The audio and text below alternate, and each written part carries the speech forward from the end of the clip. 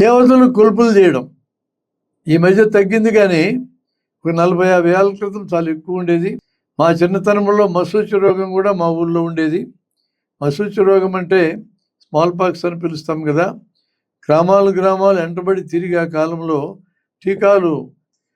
టీకాలు వేయడం వలన ప్రపంచవ్యాప్తంగానే మశూచి రోగాన్ని సంపూర్ణంగా జయించగలిగి కూడా దశాబ్దాలు దాటింది.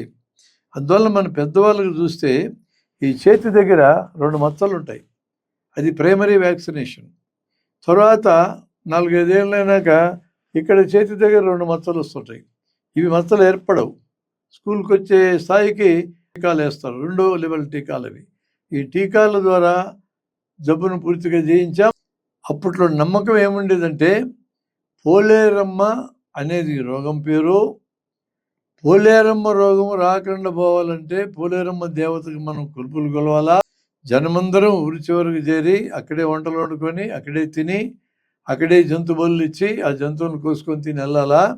1 రోజు 2 రోజులు ఈ కార్యక్రమం చేయాలని బలమైన నమ్మకం అనేక వందల గ్రామాల్లో ఉండేది ఒకప్పుడు. పోలేరమ్మ రోగం మాయమైపోయింది.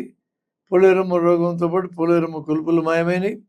కొత్త రకమైనటువంటి నమ్మకాలు ఈరోజు పనిగట్టుకొని దేశవ్యాప్తంగా జనం తలకాయల్లో నింపేవాళ్ళు వచ్చిన తర్వాత పోలేరమ్మ కొలుపులు తెంపని కొత్త నమ్మకాలు మనకు వచ్చి పడ్డాయి.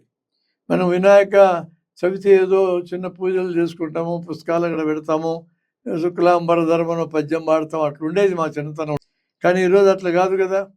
10 రోజుల్లో వినాయకుడికి డ్యాన్సులు వేయడము, డీజేలు పెట్టడము, ఎగరడము, తాగడము, ఇవన్నీ చేయకపోతే వినాయకుడికి ప్రీతి కలగదు. ఇది హైటెక్ మూఢనమ్మకం. ఎవరికి వినాయకుడి మీద ప్రేమ ఉండదు. వినాయకుడి పేరు చెప్పుకొని సందాలు దండుకోవడం, తినడం, ఎగరడం, అంతే కార్యక్రమం. అలాగా మారిపోయింది కదా. ఇది చదువుకున్న వాళ్ళకి ఏర్పడ్డటువంటి మూఢనమ్మకం ఎందుకు అనకూడదు మనం?